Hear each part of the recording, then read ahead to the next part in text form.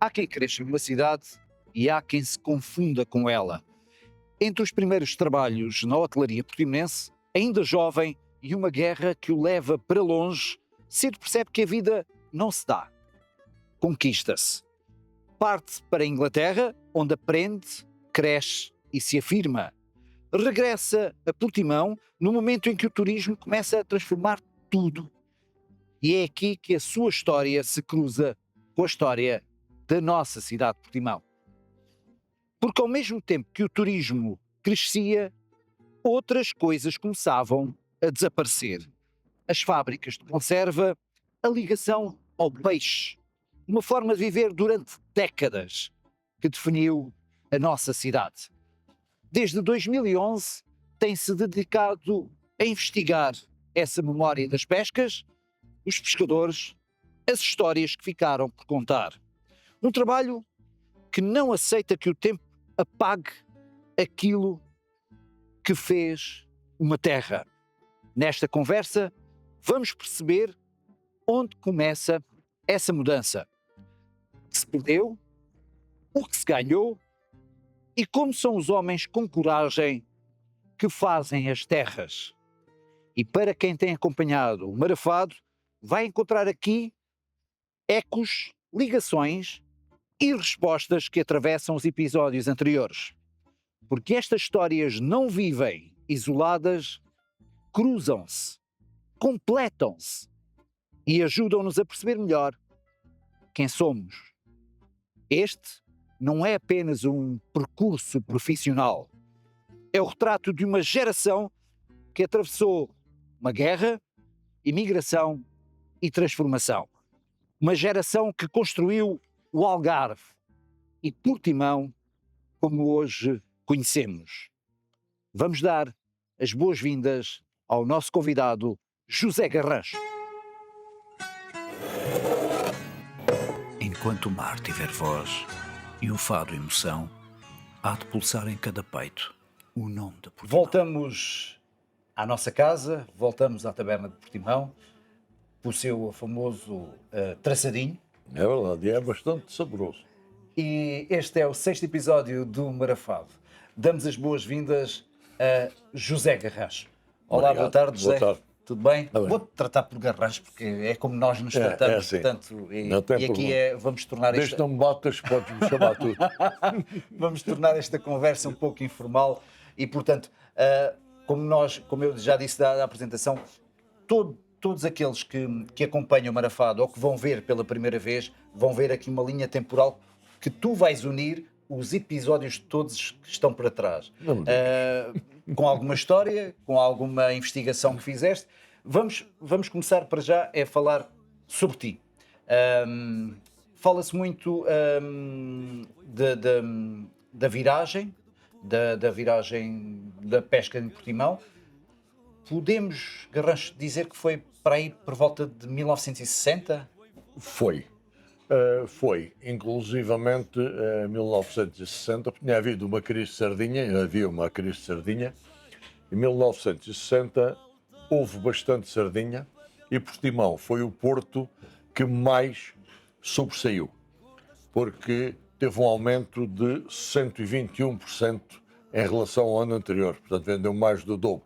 Em 59 tinha vendido 6.150 toneladas de sardinha e em 1960 13.639 toneladas. Portanto foi um aumento significativo e o maior que houve no país. Garrancho, podemos dizer que a introdução das sondas, e já falámos dos dois sobre essa situação muitas vezes, e hoje vamos falar também sobre a introdução das sondas nos barcos em Portimão, foi assim tão revolucionária que fez com que de um ano para o outro se pescasse muito mais? Não, eu não digo que fossem só as sondas, porque o peixe uns anos há mais, outros anos há menos, isso sempre aconteceu assim, não foi. Mas que as sondas ajudaram bastante, as sondagens ajudaram porque permitiram uma maior detecção do peixe.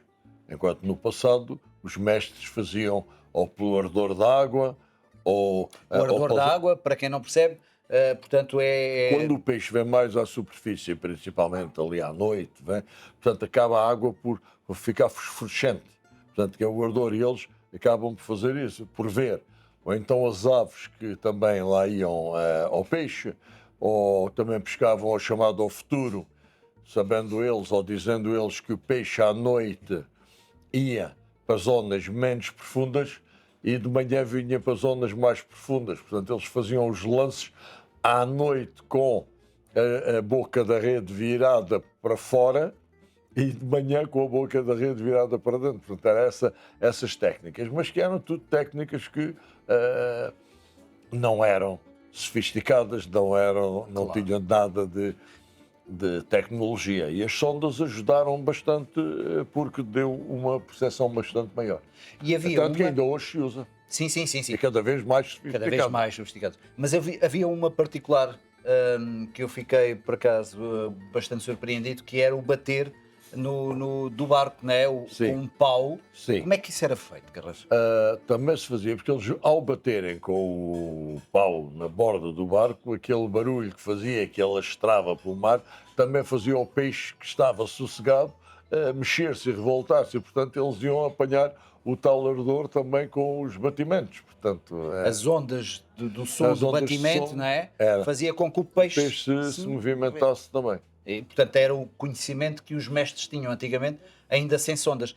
Mas há uma pessoa particularmente que tem um papel bastante importante em trazer as sondas para Portimão. Esse nome é um nome incontornável da história de Portimão, que é o António Feu. Foi. Portanto, o António Feu foi, e ainda era um jovem, quando ele Sim. próprio vai ensinar os mestres dos seus barcos sobre como funcionar com um sonar, Sim. digamos assim. O António Feu, eu conheci o António Feu quando cheguei a Portimão. O António Feu estava a terminar a tropa, eu ainda o conheci fardado.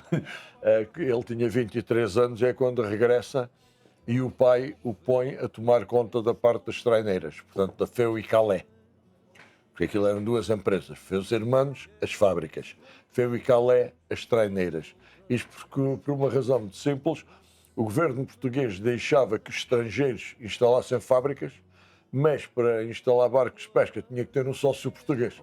E então as traineiras eram Feu e Calais. E ele veio tomar conta.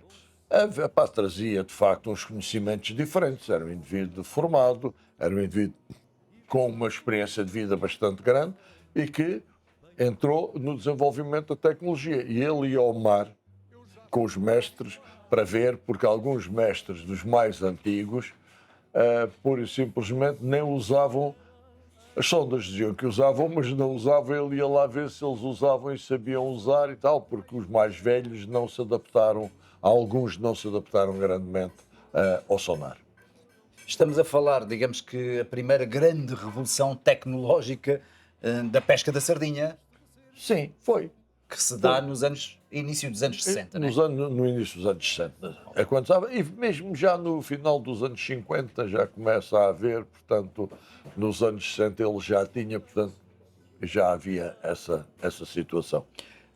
Garrancho, é que em conversas que nós tivemos até em conjunto com o António Feu, ele dizia que nem todos os pescadores, nem todos os mestres se adaptaram às sondas, como tu disseste, e o que é que aconteceu aos mestres, a esses mestres que ficavam presos no passado?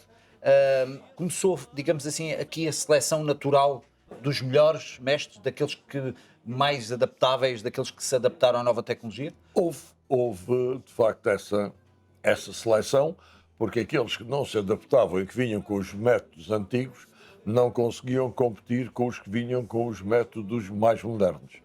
Portanto, e na pesca, os mestres são como os treinadores no futebol. Se ganham jogos, são queridos e são como mantêm-se e os patrões não os deixam sair, e se não têm resultados acabam por ser despedidos. Portanto, Claro. houve muitos que acabaram por deixar de trabalhar exatamente por causa disso, ou passarem a contramestres. Muitos passaram de mestres a contramestres. E já vamos falar dessa dança dos mestres, mas daqui a pouco. Entretanto, podemos falar sobre essa resistência à tecnologia, e eu fui também uma das testemunhas dessas conversas com o António Fio, em que ele dizia que era fácil apanhar os mestres que, de certa forma, utilizavam as sondas, mas não utilizavam, porque aquilo estava lá tal e qual, ainda cheia de teias de aranha. Estava lá e se calhar tinha o casaco pendurado por cima portanto não eram usados. E Era estavam- fácil, era fácil de apanhar. apanhar. Ele ia muito ao mar. O António Feu ia muito, muito, muito ao mar. Ele gostava de conhecer o que estava a passar no mar. Há uma história muito gira e que ele conta muitas vezes que o pai chegava à fábrica e perguntava: meu filho, já chegou? Ah, o seu filho foi ao mar ontem à noite, não está ainda aí. Ah, e então o filho tinha ido ao mar. E, pá, um dia ele chega do mar e as traineiras deles paravam lá naquele espaço que era deles. Tinham a fábrica, tinham o estaleiro, as traineiras, e estava o pai à espera dele. Ele chega, salta em terra e o pai olhou para ele e disse: olha lá, tu queres ser gestor da empresa ou queres ser mestre de pesca? Mas era uma forma também dele. Não, ele disse ao pai: pai, eu para gerir tenho que saber o que se passa e, portanto, vou para aprender, para saber, para ver e ter esse conhecimento. Portanto, ele era um indivíduo que ia muito ao mar para estar a par do que se passava e daquilo que podia ser feito, etc, etc. Portanto, era um desses patrões. Garrancho, depois da tecnologia dos sonares, das sondas, vem, digamos que, o alador. Um pouco mais tarde, Muito mas mais tarde. ainda nada mecânico, só digamos que era mesmo manual, o alador só servia não, para. era o alador, era mecânico, portanto, aparece já mais para o final da década de 60, vai para 67, 68, aparece por aí. Era só uma roda que, de facto, era mecânica e que, portanto, em vez dos homens estarem a fazer a força toda para puxar a rede no arribalé, portanto, o alador puxava a rede, o que ia poupar no esforço dos homens. Isso dispensava mais pescadores? Nunca dispensou muitos. Digamos que pode ter tirado um ou dois pescadores numa tripulação a que rondava os 18 homens, dependendo do tamanho da traineira, entre 16 e 18 homens, poderia ter tirado um homem ou dois. Não foi por aí além nessa altura. Garrancho, o teu pai foi contratado pelo António Feu em Lagos. Logo no primeiro ano, podemos dizer que o teu pai ficou no top dos mais produtivos, um dos mestres Sim. que mais pescou nesse ano. Fala-nos um pouco dessa contratação, como é que é feita, e as condições que ele vem apanhar, digamos assim, em Portimão e com o António Feu. Pronto, o meu pai tinha vindo 5 anos antes para Lagos, para contramestre de um cunhado que era um mestre dos mestres bons em Lagos. E, Qual portanto, era o barco? que era a Maria Isabel do Zé Pimenta, e o mestre era o Chico Tomás, que era cunhado. E, portanto, o meu pai veio e esteve 5 anos como contramestre, embora já tivesse uma experiência larga já de Sines, mas esteve ali como contramestre do meu tio e aprendeu bastante, conhecendo o mar aqui, porque é preciso conhecer o mar, porque os mares são diferentes e a gente tem que saber onde é que há pedra, onde é que não há. Portanto, foi aprendendo, foi vendo as técnicas. Portanto, o meu pai desenvolveu aí durante 5 anos. Um dia zangou-se com o cunhado e despediu-se e saltou em terra. E 3 dias depois está encostado com os amigos no coisa e aparece o motorista do António Feu à procura dele, porque o António Feu tinha-lhe dito para ir lá buscar o meu pai para vir a uma entrevista e tal, porque tinha uma traineira para ele e tal, porque o António Feu entrou naquela, ia buscar contramestres, de mestres bons, contramestres bons e Tinha o conhecimento que já. tinham o nome já e conhecimento, e mestres novos para vir para a traineira a fim de se adaptarem e começarem a produzir mais. Portanto, como tu disseste há pouco, e eu tenho esses números, são números oficiais, o meu pai, nesse ano, o primeiro ano, foi o 3º melhor das traineiras matriculadas em Portimão e foi o 5º melhor no Algarve, Qual era o barco? a Sol. que era o barco mais fraco Do António Feu. Feu. Quantos barcos é que o António Feu tinha na altura? Lembras-te? Nessa altura eles tinham 3, o Sol, a Oca e a Trio. Mais tarde compraram outra Nissete que passou a ser a Lola, Ah, ok. numa parte. Mas na altura eram 3. Depois o meu pai, quando o mestre da Lola, que era um grande mestre, o Constantino, foi para Lagos, porque uns empresários de Lagos compraram uma traineira, a Donzela, ele foi como mestre e sócio trabalhador. Portanto, o meu pai passou nessa altura para a Oca, que era mais barco. Então quer dizer que o teu pai era um mestre, foi um mestre, aí depois já vamos explicar que durante um período curto, devido a uns problemas e a um acidente que teve, mas era um mestre muito conceituado, mas e como pai, Garrancho, como é que ele era? Opa, era um bom pai, nunca faltou nada, adorava a família, mas era um homem, ao contrário de mim, era um homem de poucas palavras. Era um homem que falava pouco, não brincava. Mas isso era normal nos homens do mar daquela altura. Era muito. E então o meu pai era um homem assim, muito coisa, mas sempre muito bom pai. E foi um excelente mestre. O António Feu gabava porque ele, com os homens, sempre muito reto, muito não sei o quê, nunca ofendeu ninguém, nunca chamou nomes a ninguém, como outros mestres faziam e a gente sabe. Portanto, o meu pai era um homem muito calmo, muito íntegro e nunca foi vaidoso. Não ia para a casa inglesa gabar-se do peixe que apanhava, quando havia aí mestres que pescavam mais na casa inglesa do que no mar. Mas ainda hoje, pescadores e caçadores, não é? O meu pai, que vinha de Sines, vinha das tabernas, portanto gostava era de ir para a taberna lá perto, lá para do Mosqueiro, jogaram na Territos e não sei quantos e tal. Portanto, era um homem muito calmo, muito pacato. Lembras-te de alguma história particular dele que nos possas contar, que nos possas partilhar connosco? Sim, sei que os capitães, sei que ele tinha sempre problemas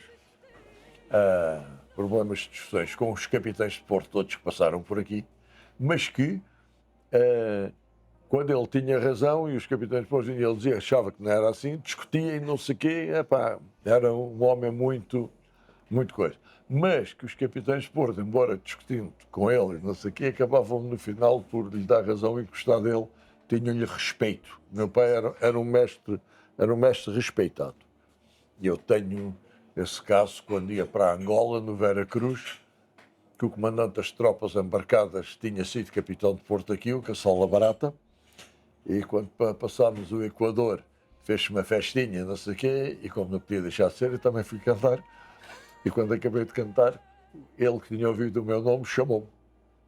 Perguntou-me, tu és filho de quem? Porque eu tinha um tio, Garrancho também, que era cabo de mar e estava na capitania. Tu és filho de quem?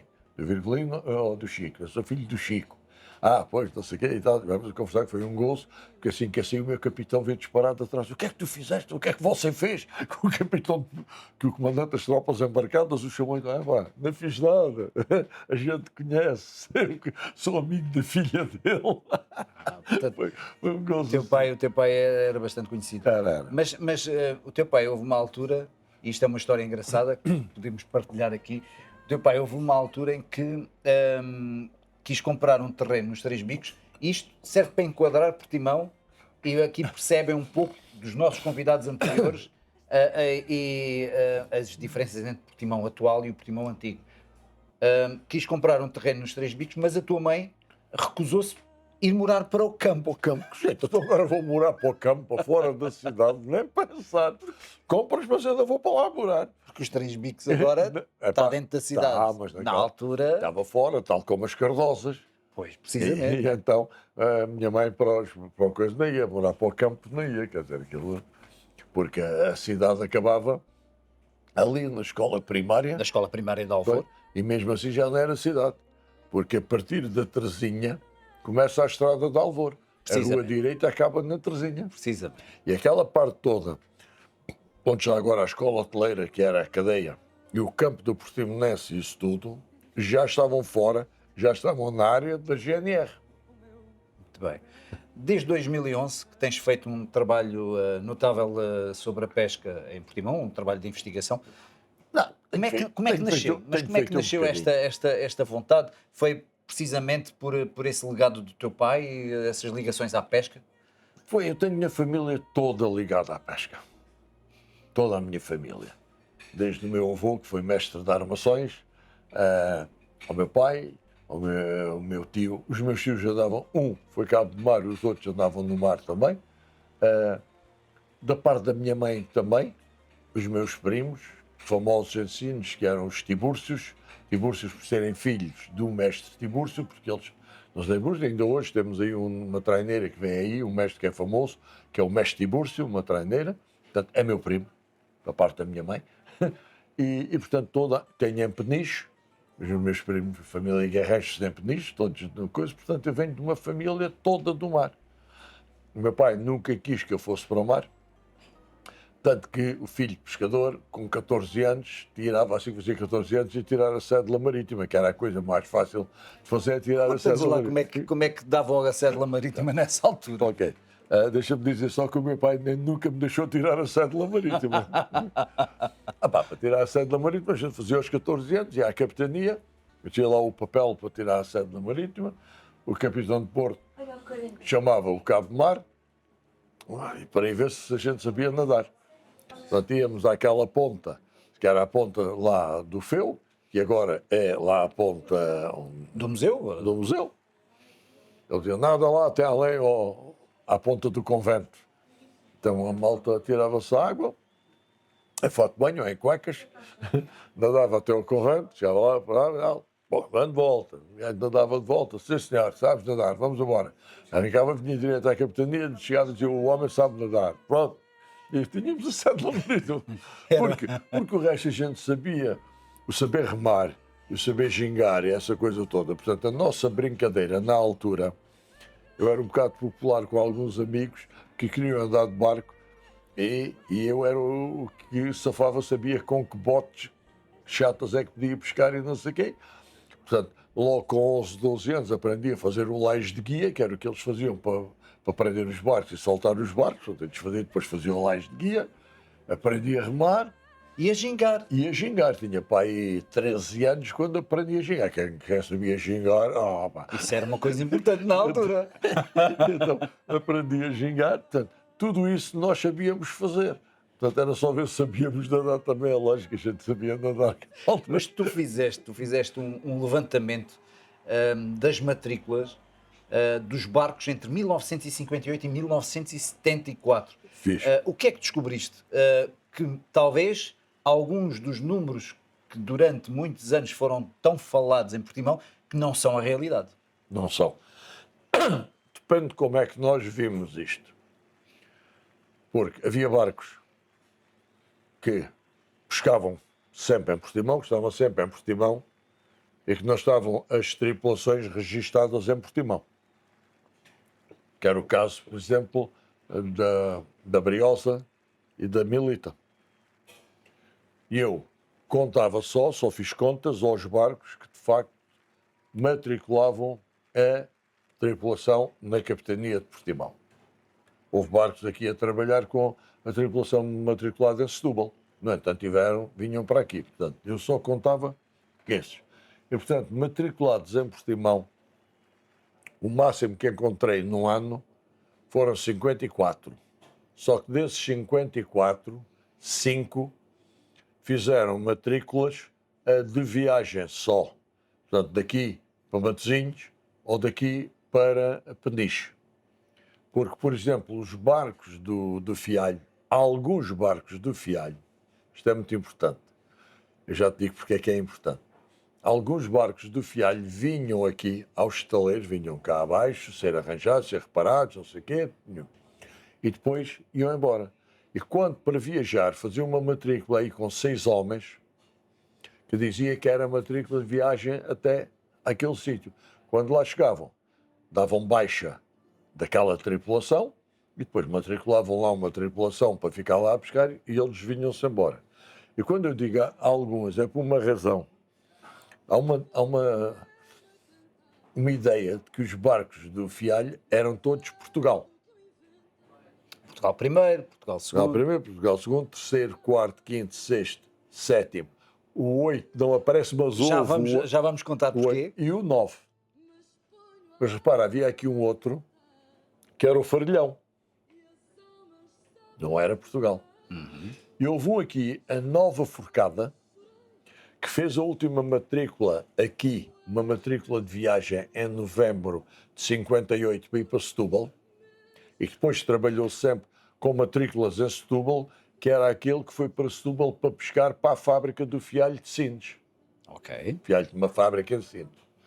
Mas depois, além desse, do Farilhão e da Nova Forcada, temos a Estela, a Berlenga, a Caprichosa 1, a Caprichosa 2, a Ricardina.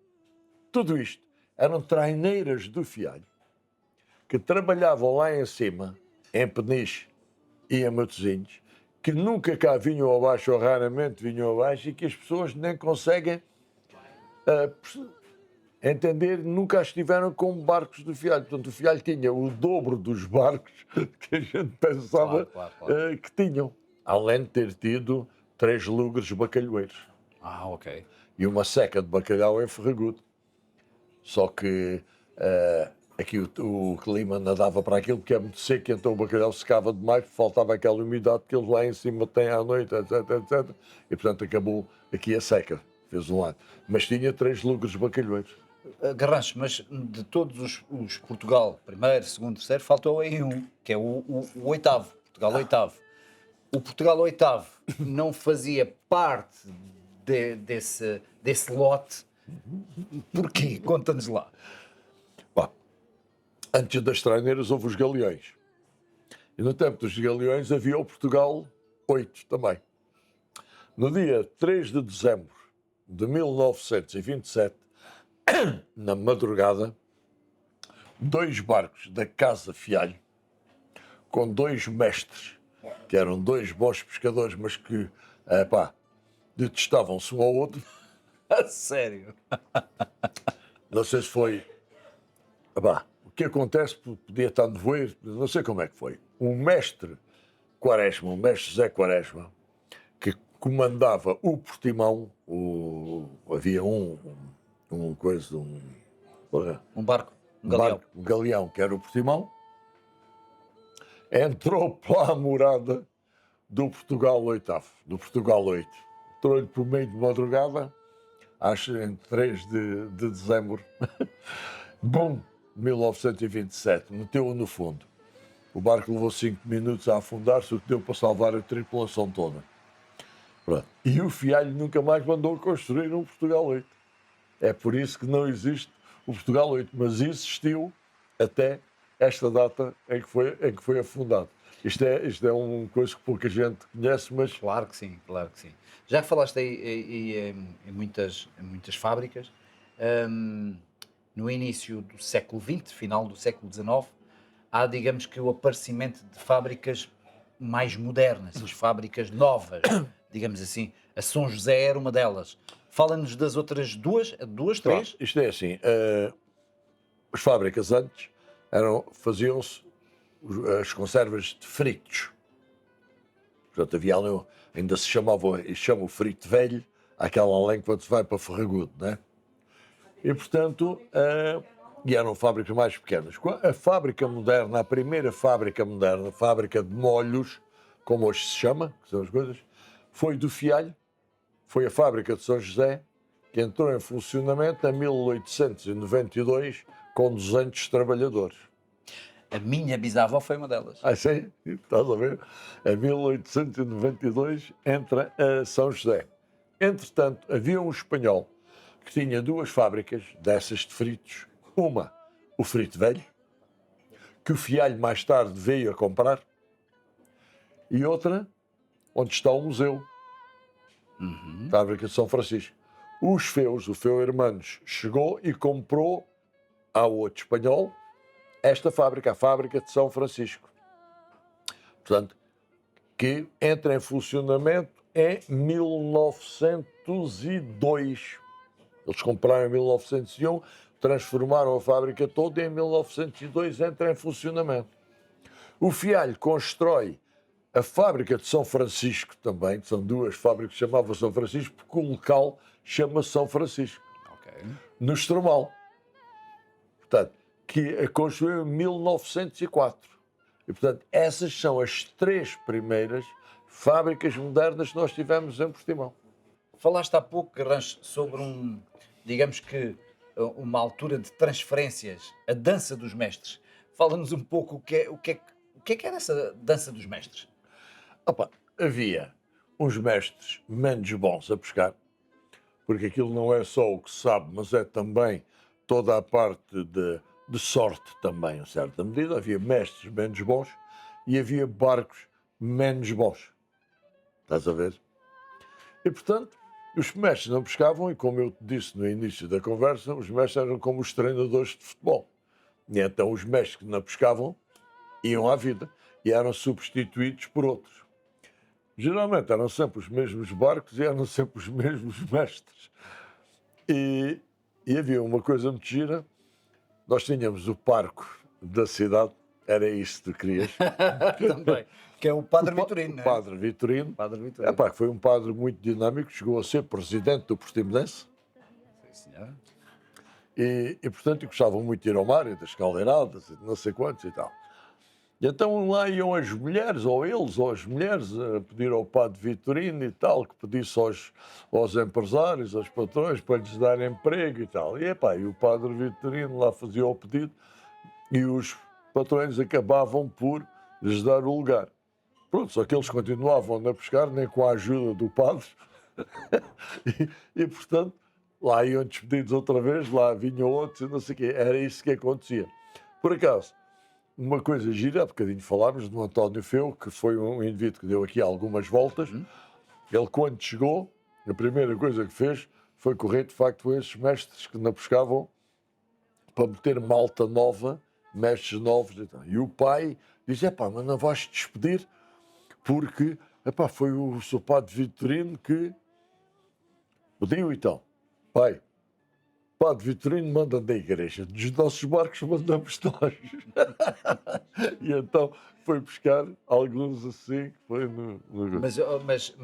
Mas também havia, digamos assim, aliciamentos para melhores ordenados, para, Havia. digamos assim, para as pessoas entenderem, para quem não percebe, os mais antigos vão perceber, um pescador ganhava, por exemplo, 1 por 1000. 1 por 1000 do valor da vendagem. Portanto, naquilo que o barco pescava, o camarada ganhava 1 por 1000. Portanto, em cada 1000 contos, o pescador ganhava um conto. Um conto, é isso. Era 1 por 1000. Vá. O que acontece? O camarada ganhava isso, ganhava uma parte. O contramestre ganhava 2 partes. O homem da chata ganhava parte e meia, os da chata. O encarregado da aberta ganhava parte e meia. O mestre ganhava 4 partes. E, por vezes, não ganhava 4, ganhava 5 por baixo da mesa. Depois tinha uns bónus ao fim da época, se pescava bastante e não sei o quê e tal. Portanto, tinha coisa. Portanto, era feito assim. O que é que tu tens? Eu vou dar um exemplo. Eu vou continuar com 1960, já que estamos nesse, para ver. O barco que mais pescou vendeu na casa dos 3.200 contos, parece que foi, à volta disso, 3.200 contos, muito bom. Que é agora 1.600 euros à volta disso. Estamos naquela, muito bom. Bem, o barco menos vendeu, que foi o Leãozinho, que era um dos que trocava sempre mais, vendeu 600 contos. Quer dizer que um camarada do barco mais vendia ganhava muitíssimo mais do que o mestre do último. Posso dizer, por exemplo, que o 10º barco, nesse ano, fez 1.500 contos, 1.500 e tal, fez metade do que fez o primeiro. Portanto, o contramestre do primeiro, do que ficou em primeiro lugar, ganhou mais que o mestre do que ficou em 10º lugar. Claro. Funcionava assim, com outra coisa. É quando tu vinhas quando vinhas à lota, quando o barco vendia, eles tinham direito a uma pensão de 20 escudos. A gente olha para 20 escudos são 10 euros, são 10 cêntimos. Não são para nada, não é? Mas tu com 20 escudos compravas 50 papos secos. 5 papos secos. Não é? Não. Espera aí. Não. Papo seco custava 4 tostões. 5 papos secos custavam um escudo. Estás a ver? Portanto, era uma coisa. Portanto, aqueles 20 escudos davam para comprar o pão e o vinho, ir à taberna, não sei o quê. Portanto, dava para uma série de coisas além do peixe para casa. O indivíduo que não pescava, não vendia, não tinha esse dinheiro. Portanto, estás a ver que esse dinheiro acabava por ser muito ao fim do mês se tu pescasses todos os dias.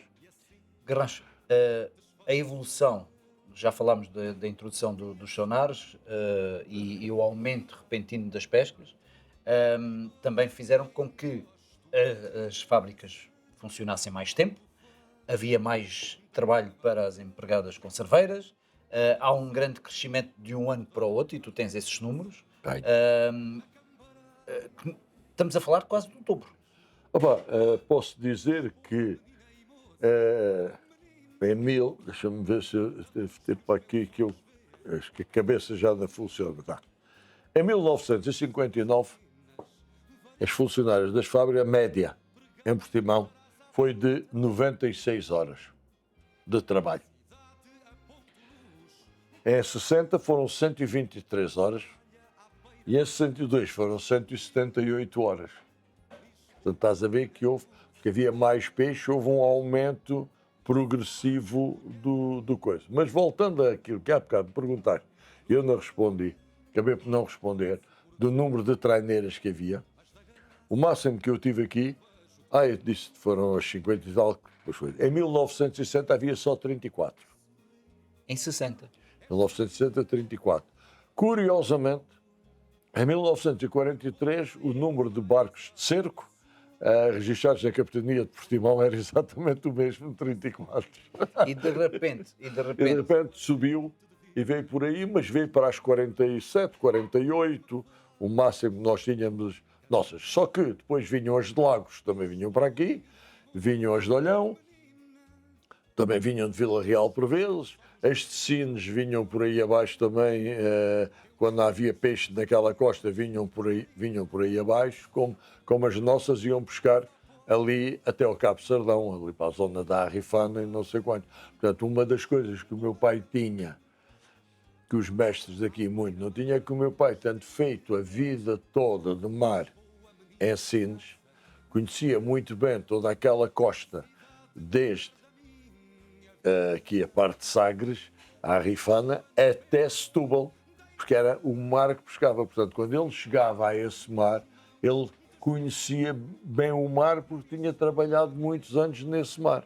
Está a ver? Por exemplo, o meu padrinho de Sines, quando vinha para o Algarve, no início, nos primeiros anos, o meu pai emprestava-lhe um homem bom que ele tinha, o barco emprestava-lhe para ir para o barco dele, para o ajudar a conhecer o mar, porque o gajo tem que conhecer, tem que saber onde fica a rocha, onde fica a pedra, onde pode largar, onde não pode, as correntes, etc. Portanto, tudo isso acontecia. Garrancho, mas havia aqui, dentro desta comunidade, algumas instituições que resumindo, e muito, tinham uma grande participação e influência na vida das famílias dos pescadores, que era a Junta Central de Pesca Que é a Casa dos Pescadores. Junta Central da Casa dos Pescadores, que era esta junta e que apoios é que dava aos pescadores. E estamos a falar, atenção, estamos a falar de 1960, 50, 60, não é? Começou bastante mais cedo. Eles criaram a nível nacional a Junta Central da Casa dos Pescadores. Portanto, os pescadores descontavam, faziam os seus descontos, não para a Caixa de Previdência, mas para a Caixa Central da Casa dos Pescadores. E eles eram responsáveis, portanto, para a parte toda dos pescadores. Por exemplo, tu chegares além à Casa dos Pescadores, além em baixo, tu tinhas além médicos, portanto, o médico de família era da Casa dos Pescadores, para o pescador e seus familiares. Tu tinhas 3 médicos além, e mais um psiquiatra, acho que ia lá um psicólogo de vez em quando, tinhas uma enfermeira a tempo inteiro, tinhas uma funcionária de raio-x, com os raios-x, portanto, tinhas a parte médica toda. Depois ao lado tinhas uma farmácia, com os preços, com descontos para os pescadores, que ias lá pescar à farmácia.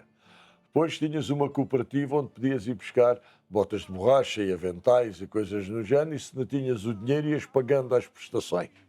Depois tinhas uma escola de pesca, com os miúdos lá e que comiam lá e viviam não sei o quê. Depois tinhas um sítio que davam às miúdas, que não estavam, portanto, aprendiam ali da casa e os lavouros e essa coisa toda. A fazer um enxoval. Um enxoval, aprendiam a tratar dos bebés, aprendiam essa coisa toda. Depois tinhas uma zona de convívio. Tinhas mais uma zona de jogos, com ping-pong e matraquilhos e não sei o quê. Portanto, festas, por exemplo, na escola de pesca, que tinha uma cozinha maravilhosa, onde eu vi um fogão que era a lenha, a gasóleo e a gás, nunca tinha visto, portanto, funcionava com qualquer dos três. O sala muito grande, que o pescador, que tinha, por exemplo, casava-lhe uma filha ou não sei o quê, queria fazer o casamento. Eles emprestavam as instalações, o pessoal ia para lá, cozinhava lá e fazia o casamento lá, etc. No final limpava aquilo. Epá, coisas desse género. Portanto, depois tinhas toda a parte administrativa. E depois tinhas os bairros dos pescadores também, que os pescadores com mais dificuldades iam viver para o bairro dos pescadores com umas rendas económicas e com condições de vida dentro dessas casas. Ainda lá estão hoje em dia. Portanto, tu tinhas com uma assistente social, que era chamada visitadora da Casa dos Pescadores. Portanto, eu tinha uma tia que era visitadora da Casa dos Pescadores. Portanto, como vês, eu estou sempre ligado a isso. E, portanto, tinhas o capitão de Porto, que era o comandante já da Casa dos Pescadores. A Casa dos Pescadores fazia mais do que isso. Tinha escolas, onde havia, que os alunos, portanto, iam para a escola e tinham direito aos livros e aos cadernos e não sei o quê. E arranjava financiamento para os pescadores bons subirem e comprarem o seu barquinho pequenino e depois o barquinho maior e não sei o quê. Portanto, eu conheço e tenho familiares que começaram com o bota-remos e que foram até navios com 38 metros para ir pescar para a Mauritânia. Mas também, através desses apoios da Casa dos Pescadores. Claro que sim, Garras. Mas também havia o Grêmio das Conservas. O Grêmio das Conservas, qual era a sua função? A ver, o Grêmio, sindicatos são dos trabalhadores, grêmios são dos empresários. Portanto, o Grêmio das Conservas era a associação dos donos das fábricas, dos empresários das fábricas. Como tinhas o Grêmio dos armadores da pesca da sardinha. Também tinhas. O Grêmio dos armadores da pesca da sardinha. Portanto, era a entidade patronal. E é o Grêmio que também está na origem digamos assim, dos bairros Sim. mais antigos de Sim, o bairro Operário.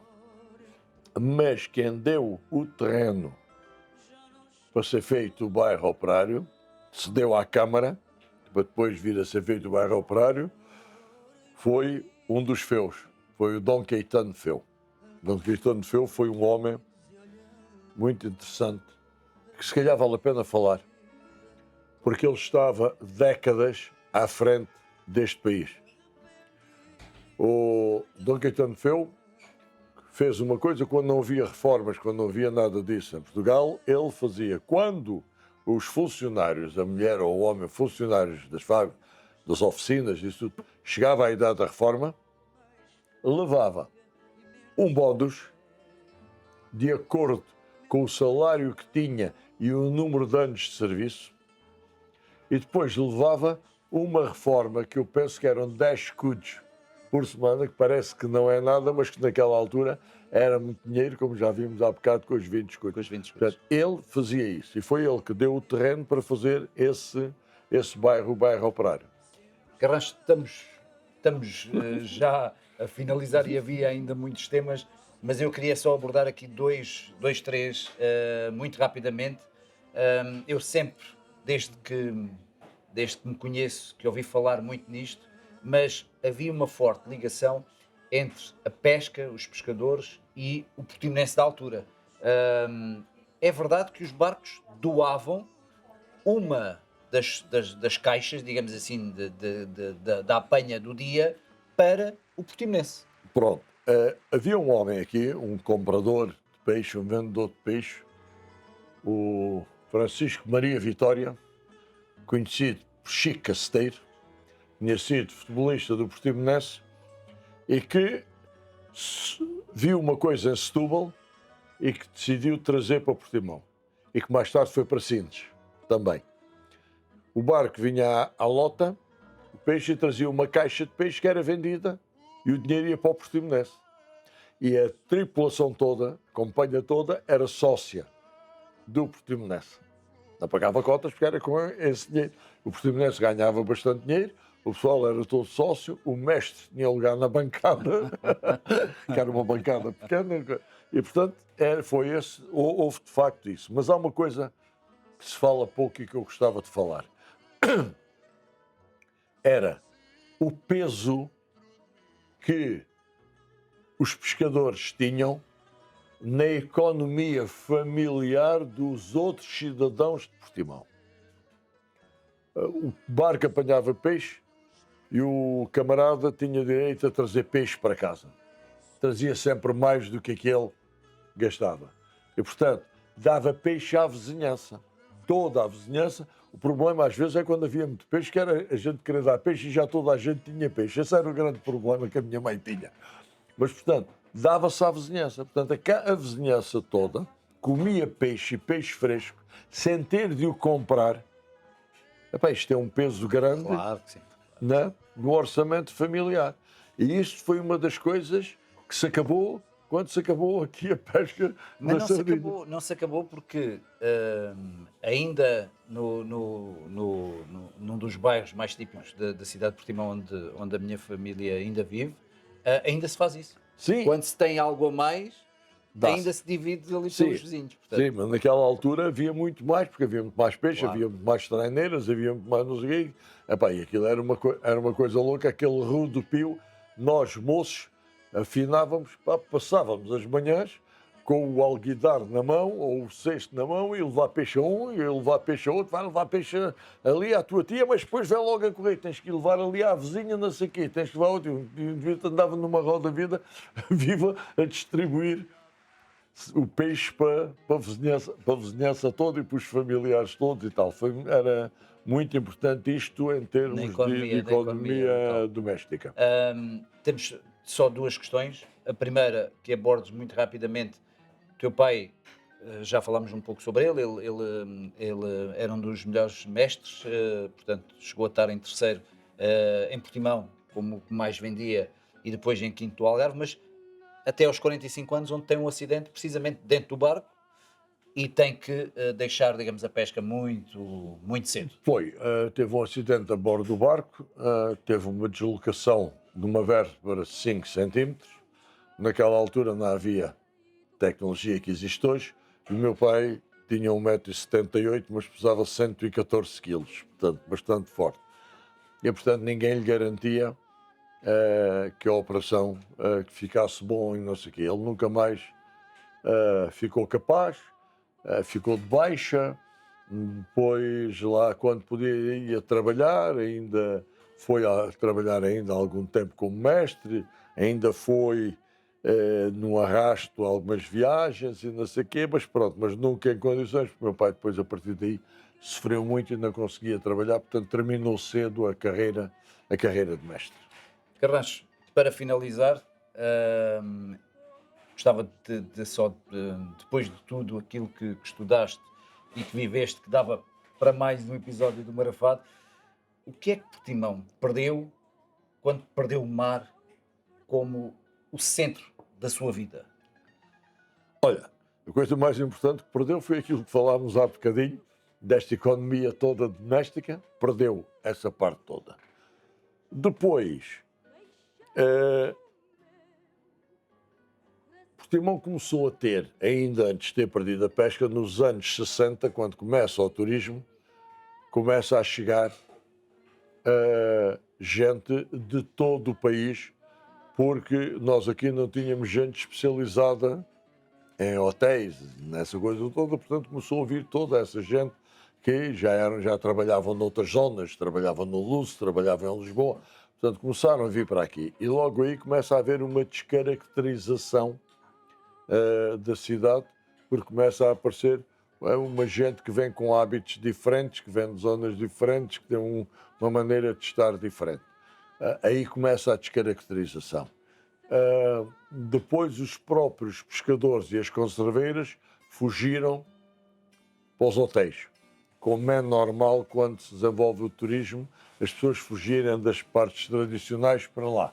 Ganhavam mais, tinham mais segurança de emprego, tinham um trabalho mais leve e, portanto, fugiram. Tanto que, em determinada altura, em Portimão, pagava-se mais às mulheres da fábrica do que no resto do país, porque elas estavam todas a fugir Para a hotelaria. para a hotelaria. Portanto, e foi-se perdendo assim aos poucos. As traineiras foram desaparecendo, o turismo foi aumentando, os hotéis foram aumentando, portanto, o modo de vida mudou todo. E é lógico que depois também a parte da lota passa daqui para o outro lado, para a Doca Pesca, como em toda a parte, portanto teve que ir. Aqui não há culpas de ninguém, era assim que tinha que ser. A Doca Pesca, nós não tínhamos condições aqui para fazer a Doca Pesca deste lado e teve que passar tudo para o outro lado. Eu penso que nessa altura, porque eu sei que o Presidente da Câmara da altura, o Martim Garcias, não estava muito satisfeito porque ia perder receita. Porque o peixe era taxado a 10%, dos quais 7% eram para o Estado e 3% eram para a autarquia. Portanto, ao ir para aquele lado, ele ia perder esses 3%, e na altura ainda eram muitos barcos, ainda perdia bastante. Mas parece que houve ali um acordo em que a Câmara de Portimão continuou a ter uma percentagem desses 3%, era dividido pelas duas câmaras para que não se perdesse tudo, não é? Mas também foi uma das coisas que se perdeu, foi ter passado tudo além para aquele lado, não é? Portanto, tudo mudou. Zé Garrancho, muito obrigado. Obrigado, por teres vindo ao eu. Marafado.